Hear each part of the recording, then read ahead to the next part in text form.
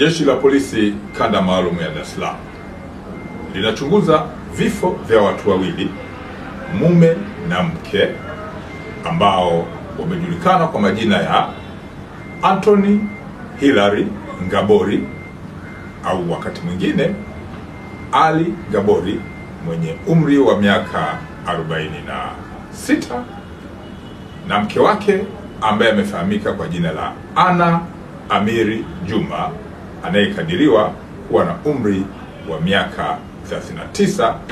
Wote ni wakazi wa Bunyokwa ambayo ipo katika wilaya ya Ilala jijini Dar es Salaam.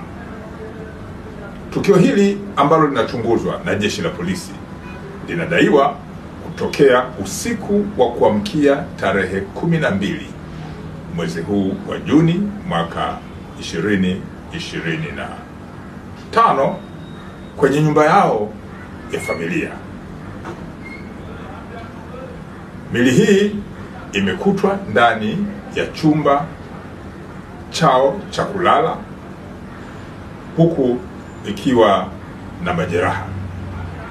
Uchunguzi wa kina juu ya tukio hili la kuhuzunisha unaendelea ili kujua na kubaini kwa kina